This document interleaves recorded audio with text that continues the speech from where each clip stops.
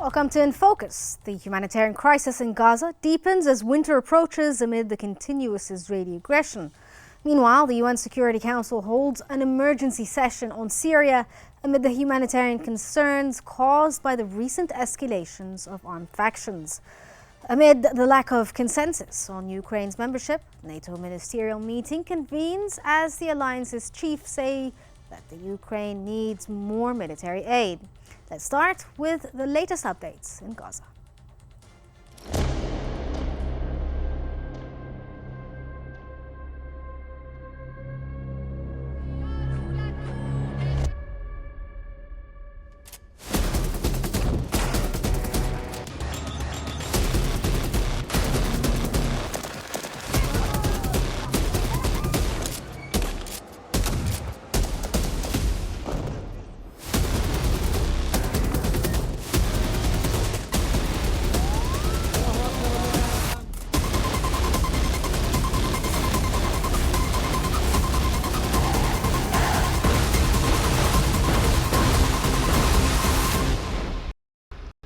The Israeli military has been intensifying its bombing on heavily populated civilian areas in Gaza, with Beit Lahia suffering the most severe attacks.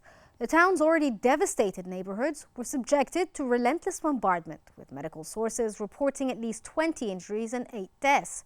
Civilians in Beit Lahia are being forcibly evacuated by the Israeli army, with warnings that they may face the same fate as those in Jabalia, which has also endured severe airstrikes.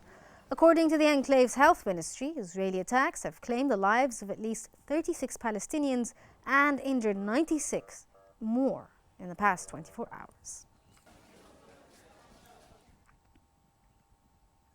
In addition, nearly all of Gaza's 2.3 million residents have been displaced, with 9 out of 10 living in tents as harsh winter conditions take their toll. As temperatures drop, sickness spreads and rainwater floods the streets, while sewage exacerbates the misery. With severe shortages of food, medicine and shelter, the UN has described the situation as catastrophic. The crisis worsened further with when aid deliveries were halted due to safety concerns. The hunger crisis deepens as vital aid, including food, fails to reach those in need.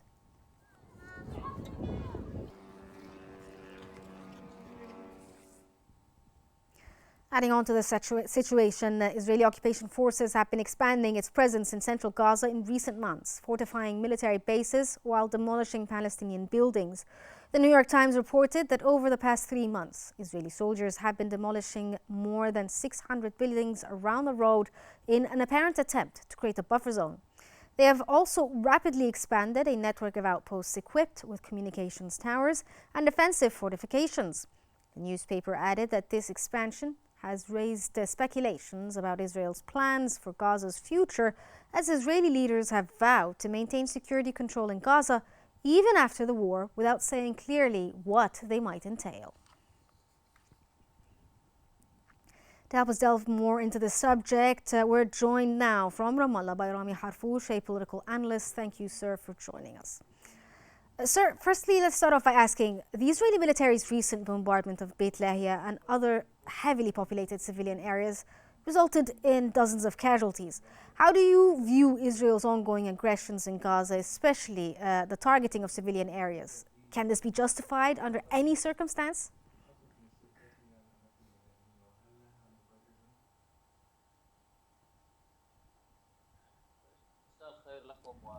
Good evening again. Thank you for having me.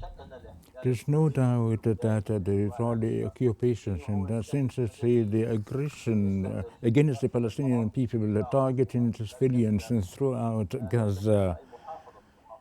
None of the governorates of Gaza were not being targeted in a crazy manner. On daily basis, so there are massacres on the governorate of Gaza. No less than 43,000 martyrs of Palestinians, more than 150,000 wounded.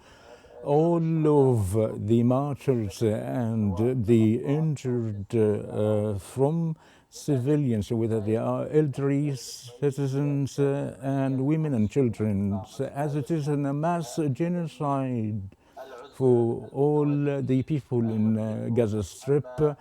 The target in their majorities in the shelter or taking the hospitals as shelter. So they target in all the Gaza Strip, the Palestinian citizens, and there is no justifications whatsoever what the occupied forces are doing, but is just doing a mass genocide for the Palestinian people. These great numbers of casualties and martyrs, the vast majority from civilians, and whether they are the children that reached since the 8th of October till today, there have been martyred no less than 10,000 child and 5,000 women, in addition to the elderly citizen people. Therefore, their majority from the civilians, Palestinian, and from civilians that they are taken in the shelter centers or hospitals, or they are in their homes.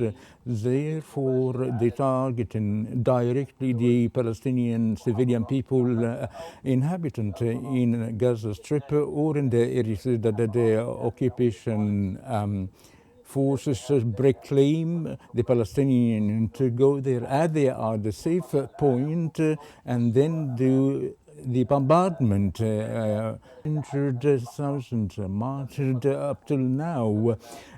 Medical services weren't provided as a result of targeting the hospitals in the Gaza Strip that are in servers around 120 hospitals in the Gaza Strip, and all the health sector was in servers through the direct bombardment from the Israeli aircraft and from the army of the occupied occupation since the 7th of October till now. Well, sir, according to just to add to this, can we talk about the medical sources? They spoke about the idea of the Israeli attacks leaving, many Palestinians dead or injured. While most, if not all, of the Gaza Strip had been forcibly evacuated from their homes and are now lacking shelter, what does this escalation say about the Israeli intentions when it comes to Gaza? And how should the international community respond to these violations of the international law, since, it's been a year and there's been a very little response?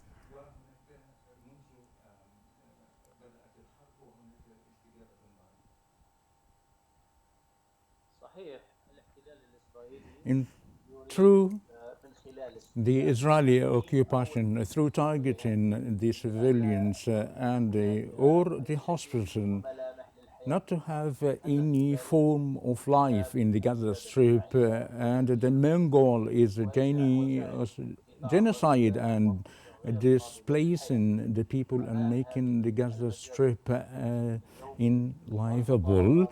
That has been taking place on a daily basis and demanded for the international institutions. And as the report issued by them, talking about that the Israeli occupation on a daily basis is doing massacres and violating the international human law.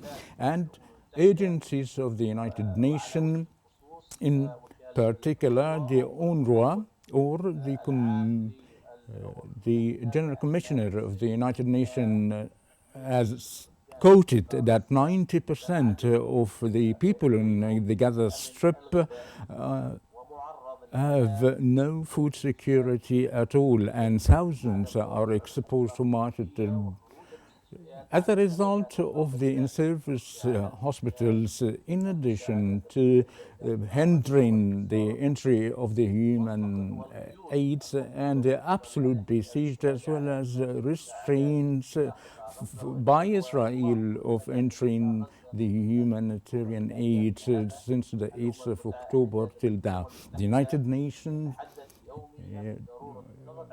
is talking daily to practice pressure on the Israeli side to enter the aids and the medical supplies for the provision of the treatment to the injured Palestinian people, and as a result, thousands of them were falling down. In addition, the bombardment and attacking the medical crews of the Gaza Strip.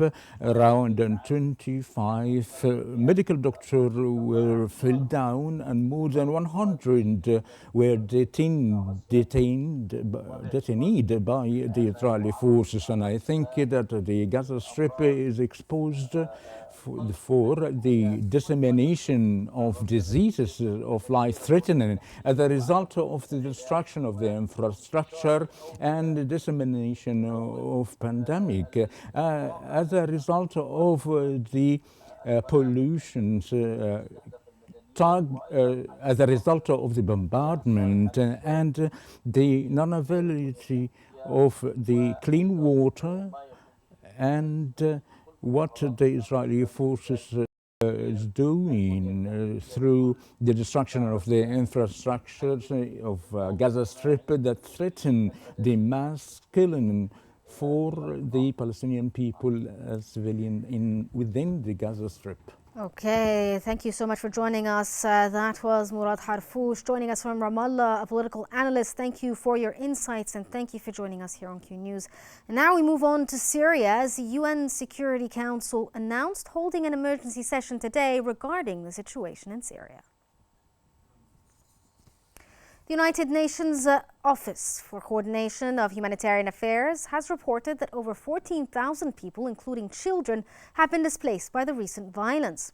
The UN added that the civilian infrastructure and civilians are not targets and must be protected under international humanitarian law. Additionally, the United Nations High Commissioner for Human Rights recently voiced concerns over the escalation in Syria, emphasizing the need for a sustainable as many have lived resolution. in misery since the outbreak of conflict nearly 14 years ago. Our office has documented a number of extremely concerning incidents resulting in multiple civilian casualties, including a high number of women and children, stemming from attacks by both Hayat Tahrir. And to help us analyze the situation, we're joined from Cairo by Mr. Mohammed Osman, an expert in international relations. Thank you, sir, for joining us here on Qnews. Sir, thank you so much for joining us. Let me just start off by asking, the UN Security Council is holding an emergency session to address the escalating violence in Syria. What do you think is the likely outcome of these sessions, and what are the expectations for what may happen in the next, few days or months? Well, it's important to note that this Security Council session comes upon the request of Syria. The Security Council non-permanent member states of Mozambique, Sierra Leone, and Algeria have submitted a request to the UN Security Council to convene in order to, an emergency session, of course, in order to discuss the developments in Syria upon the request of the Syrian government, which means that the permanent members or the members of themselves of the Security Council did not move on their own will to or volition in order to convene this meeting. So this is very important to note. And the UN Security Council, of course, is the competent authority to discuss the ongoing developments in Syria, as the situation over there is extremely dangerous. This is an internal conflict with regional and international dimensions. And all the belligerents, the different belligerents of this conflict are supported by major regional and international powers. So this has the potential of spilling over into neighboring Iraq or even into neighboring Syria, and even affecting Lebanon, that was just contending with its own war against Israel less than a week ago. So you can imagine how Syria is a powder keg that can set the Middle East on fire, and that's not an exaggeration. So of course the Security Council is convening in order to discuss the situation. However, I do not have any expectations or any decisive resolutions that I would see coming out of the Security Council that can affect the conflict in any meaningful way. Okay, so you talked about the idea, of it being quite a tense situation and it's a powder keg and all of that, and that it's very serious. But the United States, France, and Germany, as well as the UK, have called for de-escalation and protecting civilians in Syria. Do you believe that these calls to action will result in any sort of change on the ground, or are they just simply diplomatic gestures? As you said, you're not really expecting much from this emergency meeting. I don't really believe that these statements, especially on part of the United States, are even sincere, because when you see the discourse, the public discourse of the U.S. administration regarding Syria, you see one thing, that Biden administration saying that we did not know, we had no knowledge of this happening, and we are urging de-escalation in Syria. But at the same time, today, a few hours ago, the U.S. Air Force in Syria was supporting a rebel attack on towns in Deir ez-Zor and positions that are controlled by the Syrian military. So the positions of the Syrian military and other supportive armed factions that support the Syrian military were targeted by U.S. airstrikes in support for rebel groups in Deir ez-Zor in eastern Syria. So I do not see how the United States is urging de-escalation while it is actively participating in escalating the conflict in Syria, unfortunately. As for France and Germany, they do not really have any influence or clout on the ground in Syria that they can exercise in order to influence the flow of events, unfortunately. So I do not see these these demands or imploring of calm and de-escalation as sincere to begin with, let alone them being effective on the ground. Okay, sir, could we talk a bit about what's happening in Syria now on the ground itself? You spoke about how it's a powder keg, and some people, or the Americans, have said that they're surprised by what happened, and yet they're part of it. Do you think that in general, what's happening in Syria is somewhat related to the general instability within the region?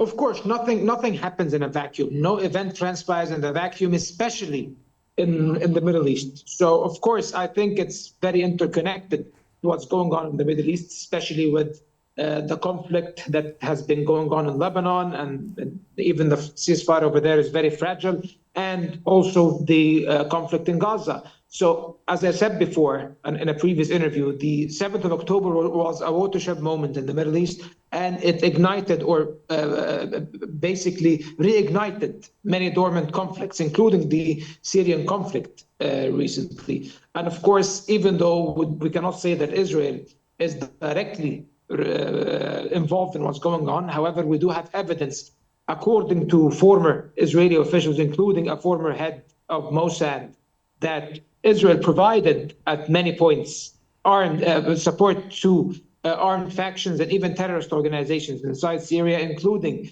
Hayat Tahrir al-Sham, or the former Jabhat al-Nusra, an affiliate of Al-Qaeda, and an international terrorist organization, according to the United Nations, in most of the countries of the world. So they were supported by Israel at some point of time.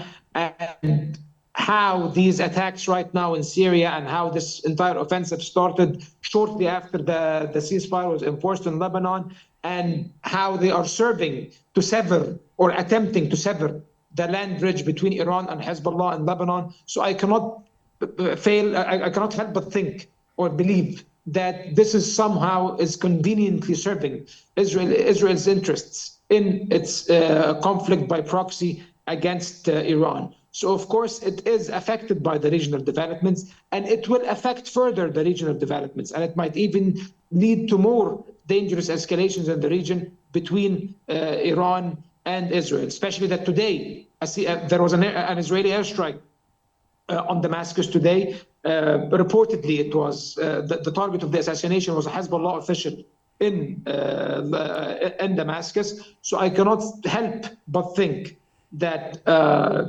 Israeli periodic or incessant airstrikes against Syria are or did help in a way in paving the way for this onslaught by the armed factions and the armed groups in Idlib, in the northwest of the country.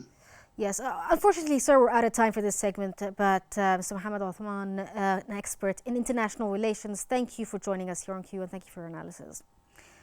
Now heading to the latest NATO ministerial meeting, where ambassadors from Ukraine and NATO members met today in Brussels discussing Ukraine's potential membership and military aid. Highlighting the outcomes of today's talks, The Guardian reported that NATO is highly unlikely to heed Ukraine's call for a membership invitation at the meeting. U.S. Secretary of State Antony Blinken will be in Brussels for 2 days for what is likely to be the last high-level NATO foreign ministers meeting before President-elect Donald Trump takes office. The newspaper added that British Prime Minister Keir Starmer said on Monday that stepping up support for Ukraine was essential to put it in the strongest position for peace talks, as he conceded in the clearest terms that there could be a negotiated end to the war.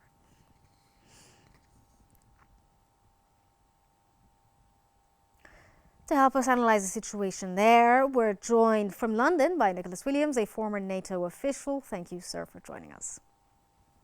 Thank you. Firstly, let's start off by asking, during today's NATO ministerial meeting, Secretary General Mark Rutte emphasized that the alliance's immediate focus is on providing Ukraine with more military aid. How do you see this strategy when it comes to Ukraine's position and future peace talks, since they've been talking about the idea of, ending things diplomatically rather than militarily? Well, there's been a shift in the rhetoric by President Zelensky over the past few days. And it's been echoed by NATO in the sense that they're now not talking about victory or prevailing in the campaign.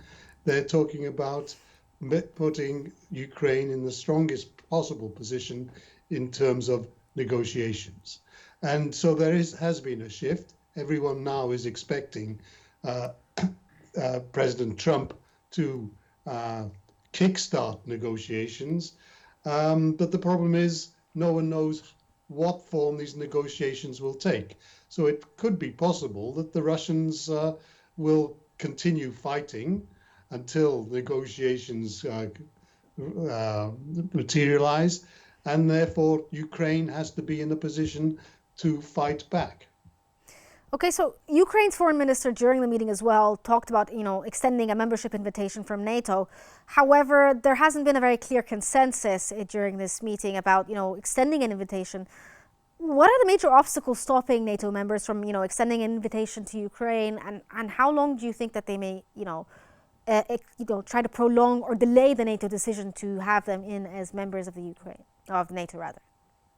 Well, what NATO is talking about is the bridge to membership. How can NATO make Ukraine fit for membership in terms of fulfilling certain conditions like democratic accountability for the military, the reorganization of military forces, and so on.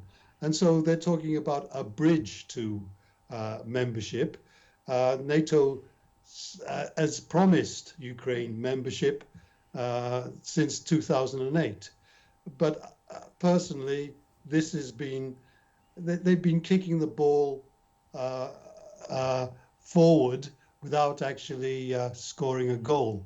It's the decision to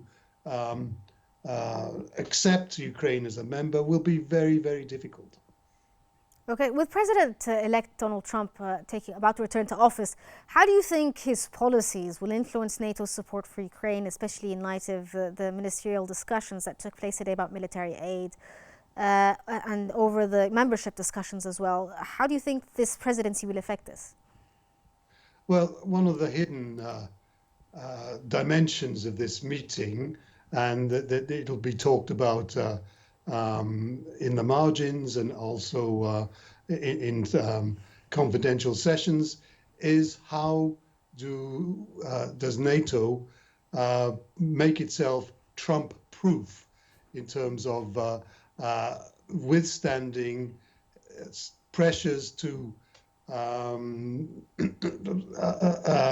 the war in Ukraine on Ukrainian bad terms. And so what they're talking about is how can NATO continue the support to Ukraine particularly on equipment, training, and so on, even if President Trump says, well, I'm going to stop it from the United States perspective. And the NATO has put in place mechanisms for supporting Ukraine, even if President Trump stops it, because the Germans, the British, the French, and so on, the Poles, are all continuing to support Ukraine. Okay, unfortunately, we're out of time for this segment, but thank you, Mr. Nicholas Williams, a former NATO official. Thank you for joining us and thank you for your insights. That wraps up our episode today for In Focus. Thank you for watching and stay tuned for more updates here on Q News.